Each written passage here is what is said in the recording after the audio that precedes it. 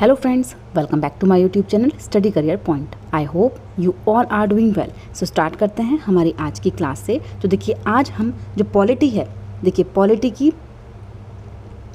Polity की second chapter हम यहाँ पर स्टार्ट कर रहे हैं 6th क्लास का। देखिए 6th क्लास की फर्स्ट जो चैप्टर है वो मैं आपको करा चुकी हूँ।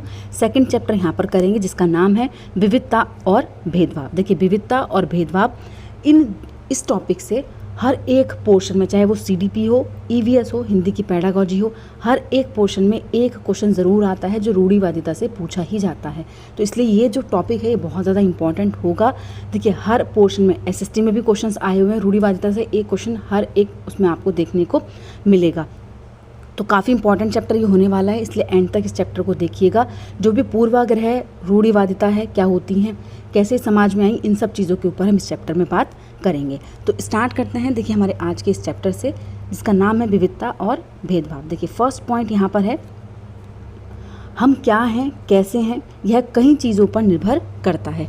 हम क्या बोलते हैं, क्या खाते हैं, क्या पहनते हैं या फिर क्या उत्सव त्यौहार मनाते हैं, इस पर उस स्थान के भूगोल और इतिहास का असर पड़ता है। देखिए हर एक स्टेट में अगर आप जाएंगे भारत में, तो देखिए आप हर एक स्टेट में जाएंगे तो वहाँ का खाना भी अलग होगा, ठीक है, वहाँ पर कपड़े भी अलग पहने होंगे, वहाँ पर लोग उत्सव जो त्यौहार होता है वो भी अपने अलग तरीके से मनाते हैं। इसलिए भारत जो है वो क्या है, एक विविधता का देश है, क्योंकि उसमें सबसे ज़्यादा क्या होती है, विविधता पाई जाती है। चाहे वो त्योहारों में हो, खाने पीने में हो, कपड़े पहनने में हो, हर चीज़ में यहाँ पर विविधता देखी जाती है।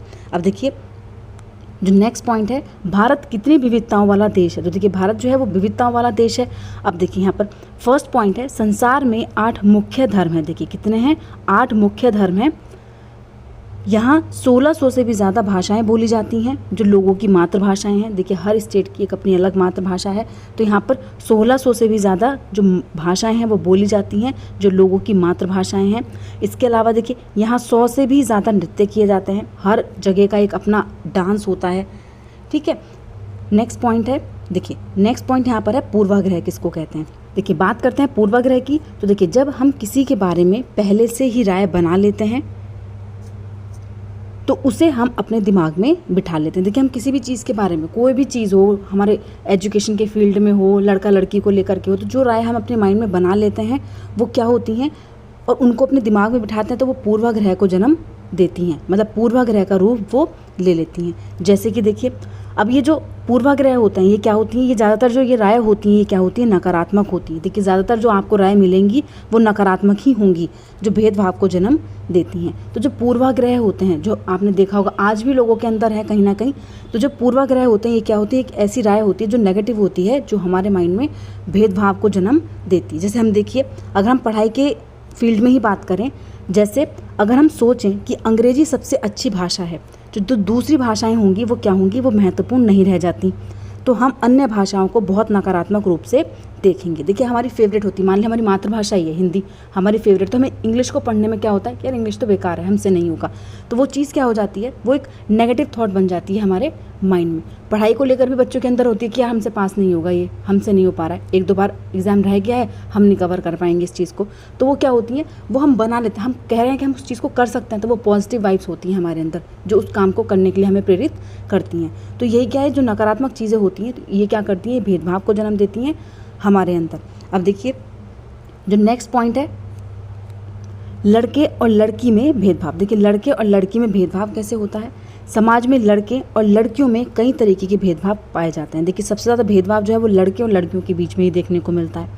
अगर हम पहले बात करें देखिए लड़कियों की, लड़कियों को क्या चीज़ें बोली जाती हैं, देखिए लड़कियां ऐसी होती हैं कि वह कोमल और मृदु स्वभाव की होती हैं, वे बहुत ही सुशील हैं, ऐसे कथन लड़कियों के लिए प्रयोग किए जाते हैं। मतलब लोगों के माइंड में ये धारणा होती है लड़की को लेकर के कि जो लड़की होती है वो कोमल और मृदु स्वभाव की होती है, सुशील होती है, सिर्फ घर में खाना बना सकती हैं। तो ये थॉट प्रोसेस किस चीज़ के लिए होते हैं, ये लड़कियों के लिए होते हैं। अगर हम लड़कों की बात करें तो देखिए लड़के रोते नहीं हैं, यह कथन आमतौर पर लड़कों या पुरुषों के लिए प्रयोग होता है। देखिए स्टार्टिंग से ये चीज़ें बोली जाती हैं, लड़के रोते नहीं हैं, लड़कों को रोने का, क्या लड़कों को रोने का हक नहीं होता, लड़के भी रो सकते हैं। लड़कियाँ इमोशनल होती हैं तो लड़के भी तो इमोशनल होते हैं, तो लड़के भी रो सकते हैं। लेकिन ये चीज़ें क्या हैं, ये हमारे जो बड़े होते हैं, एल्डर्स होते हैं, वो क्या करते हैं, वो हमारे माइंड में पहले से ही ये चीज़ें हम लोगों के माइंड में डालते हैं, ठीक है। तो लड़के रोते नहीं हैं, रो मत, तुम लड़के हो, लड़के कमज़ोर नहीं होते, बहादुर होते हैं। तो ये सब चीज़ें क्या होती हैं, पूर्वाग्रह होती हैं, जो हम पहले से भी माइंड में बिठा के बैठे हैं कि ये चीज़ें लड़कियों के लिए होती हैं, ये चीज़ें लड़कों के लिए होती हैं। लड़की जो है वो सिर्फ घर के काम कर सकती हैं, लड़के जो है वो बाहर जाके काम करते हैं। ये क्या है, ये सिर्फ पूर्वाग्रह होते हैं। अब देखिए नेक्स्ट अगर हम बात करें रूढ़िबद्ध धारणा की, देखिए रूढ़िबद्ध धारणा बहुत इंपॉर्टेंट टॉपिक है, एग्जाम के पर्सपेक्टिव से काफ़ी क्वेश्चन यहाँ से पूछे जाते हैं। जब हम सभी लोगों को एक ही छवि में बांध लेते हैं या उनके बारे में पक्की धारणा बना लेते हैं तो उसे रूढ़िबद्ध धारणा कहते हैं। देखिए जब हम क्या करते हैं कि लोगों को एक ही सांचे में ढाल लेते हैं या उनके बारे में एक पक्की धारणा हमने बना ली। मानिए लड़कियों के लिए हमने क्या सोचा कि लड़कियां सिर्फ खाना बनाती हैं घर का, ठीक है, लड़कियां सुशील होती हैं, लड़की सिर्फ घर का खाना बनाती हैं, लड़कियां हंसती नहीं हैं बाहर जाते हुए। तो ये सब चीज़ें क्या होती हैं, ये हमारे माइंड में पक्की धारणा होती है, उसे ही हम क्या कहते हैं, रूढ़िबद्ध धारणा कहा जाता है। जैसे अगर उदाहरण हम देखें, जब हम किसी खास देश, धर्म, लिंग के आधार पर किसी को कंजूस, अपराधी या फिर बेवकूफ़ ठहराते हैं, वो क्या होता है, वो रूढ़िवादिता होती है। रूढ़िबद्ध धारणा बड़ी संख्या में लोगों को एक ही प्रकार के खांचे में जड़ देती है। देखिए जो रूढ़िबद्ध धारणा होती है वो बड़ी संख्या में लोगों को एक ही प्रकार के खांचे में जड़ देती है। अगर देखिए मान लिया हम देश की बात कर लेते हैं कि अमेरिका ऐसा है, तो वहाँ पर क्या हुआ, अमेरिका की जनसंख्या सभी लोग उसमें आ जाते हैं, तो ये क्या होता है, बड़ी संख्या में लोगों को एक ही प्रकार के खांचे में जड़ देती है। जैसे माना जाता था कि हवाई जहाज़ उड़ाने का काम लड़कियां नहीं कर सकती। इन धारणाओं का असर हम सब पर पड़ता है। देखिए क्या बोलते थे, लोगों का मानना होता था ये चीज़ कि जो लड़कियां होती हैं वो हवाई जहाज़ नहीं उड़ा सकती। इन धारणाओं का असर हम सब पर पड़ता है क्योंकि ये धारणाएं कई बार ऐसे काम करने से हमें रोक देती हैं जिनको करने की काबिलियत शायद हम लोगों में हो। ठीक है, मोस्ट इम्पॉर्टेंट देखिए मैं लड़कियों की बात बता रही हूँ, लड़कों का भी है यहाँ पर। बहुत लड़के करना चाहते हैं किसी और काम को, लेकिन पेरेंट्स किसी और चीज़ के लिए फोर्स कर देते हैं कि आप ये काम आपसे लोगों से नहीं होगा। तो नहीं, ऐसा नहीं है कि लड़कियों के साथ ही होती है, लेकिन मोस्ट ऑफ द जो केसेस होता है वो लड़कियों के साथ ही होते हैं। ठीक है, तो देखिए लड़कियों को बोला जाता है कि लड़कियाँ ये काम नहीं कर सकती हैं, तो वो क्या होता था, वो अगर वो चीज़ वो कर भी सकती हैं तो वो उस चीज़ के लिए उनको नेगेटिव मतलब नकारात्मक चीज़ें देते थे। तो देखिए इन सब चीज़ों का हम लोगों के ऊपर असर पड़ता है कि लड़कियां हवाई जहाज़ उड़ाने में या किसी और चीज़ के लिए भी बोल देते हैं, जॉब भी नहीं करने देते हैं लड़कियों को कि लड़कियां जॉब नहीं करती, प्राइवेट जॉब लड़कियां नहीं करती, बैंकिंग में लड़कियां जॉब नहीं करती। आजकल बहुत लड़कियां कर रही हैं, काफ़ी डेवलप होगी चीज़ें पहले से, लेकिन फिर भी आज भी कुछ जगह पर ऐसा ही है कि लड़के यहाँ पर जाके जॉब नहीं कर सकती हैं। लड़कियों के लिए टीचर की जॉब बहुत अच्छी होती है। तो ये सब चीज़ें हैं, ये क्या होती है, ये रूढ़िबद्ध धारणाएं होती हैं जो लोग क्या करते हैं पहले से ही अपने माइंड में बिठा लेते हैं।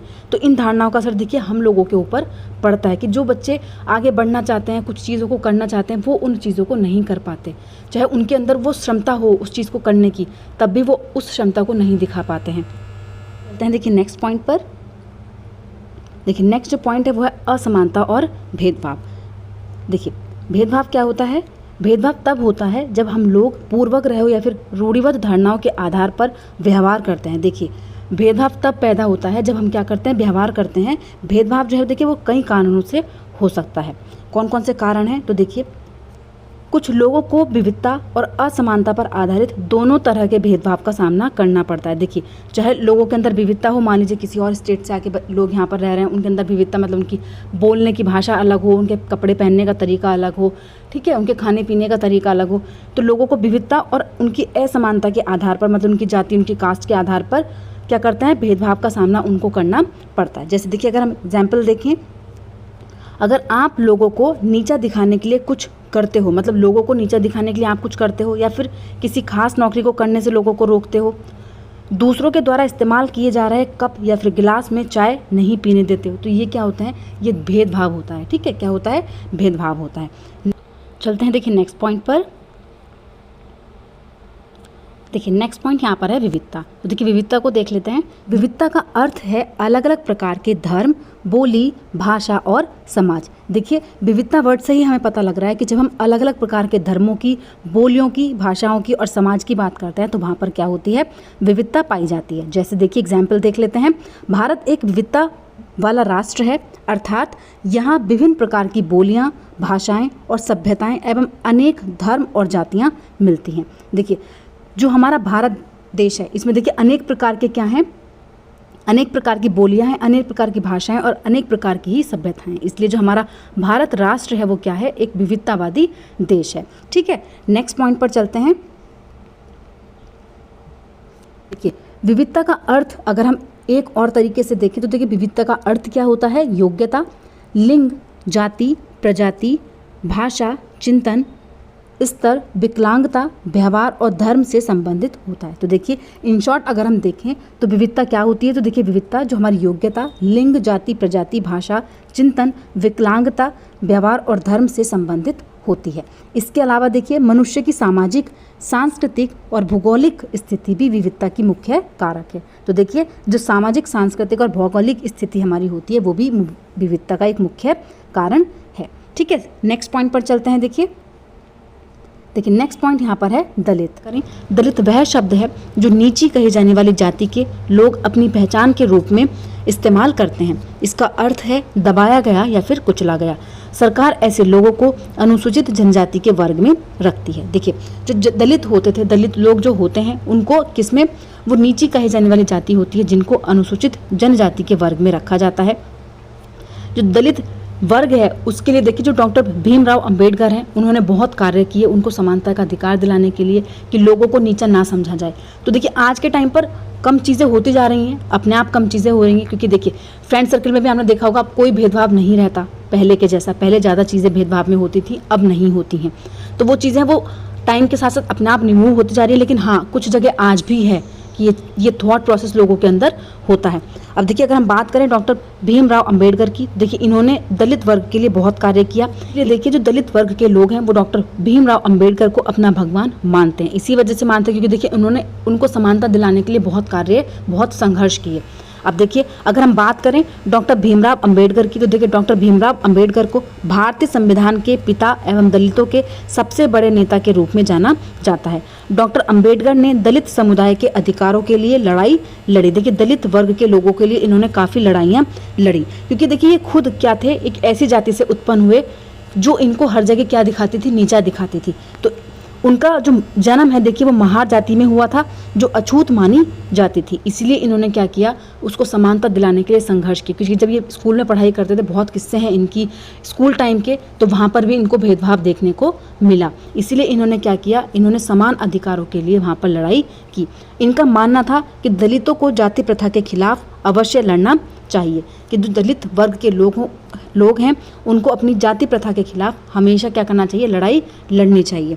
देखिए नेक्स्ट पॉइंट है समानता के लिए संघर्ष। जो समानता के लिए संघर्ष हुए हैं, अब देखिए जब हमारा भारत आज़ाद हुआ तब से बात करते हैं। देखिए ब्रिटिश शासन से आज़ादी पाने के लिए किया गया संघर्ष में समानता के व्यवहार के लिए किया गया संघर्ष भी शामिल था। देखिए अगर हम बात करें आज़ादी पाने की, तो जब आज़ादी पा रहा था भारत किससे, ब्रिटिश शासकों से, तो उस समय पर जो समानता के व्यवहार के लिए भी लड़ाई जारी थी।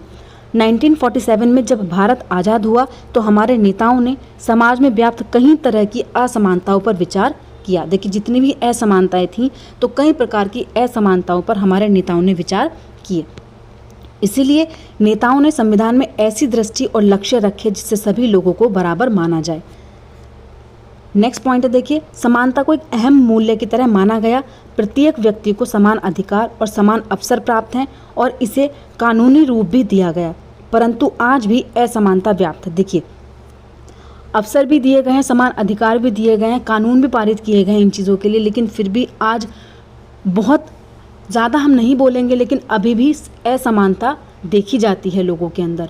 ठीक है, तो देखिए ये पूरा चैप्टर, कंप्लीट चैप्टर इसी चीज़ के ऊपर था कि लोगों के अंदर भेदभाव कैसे आया, ठीक है, लोगों के अंदर असमानता कैसे आई, किन लोगों ने उस असमानता को ख़त्म करने के लिए संघर्ष किए, तो वो सब चीज़ें इस चैप्टर में दी गई थी। रूढ़िबद्ध धारणाएं, पूर्वाग्रह क्या होता है, तो वो सब चीज़ें मैंने आपको बता दी हैं। देखिए काफ़ी इंपॉर्टेंट है ये एग्ज़ाम के पर्सपेक्टिव से, तो इसलिए इस थ्योरी को रिकॉल कर लीजिएगा। अगर आपको मेरी क्लास अच्छी लगी हो तो प्लीज़ मेरे चैनल को लाइक करें, सब्सक्राइब करें और शेयर करें। ऐसे ही और वीडियोस के लिए मेरे चैनल पर बने रहिए। इसके अलावा देखिए हिस्ट्री और ज्योग्राफी की क्लासेस भी देखते रहिए, एनसीईआरटी के नोट्स की, वो भी आपकी मेरे चैनल पर चल रही हैं। ठीक है, तो आज की क्लास यहीं पर कंप्लीट करते हैं। Thank you.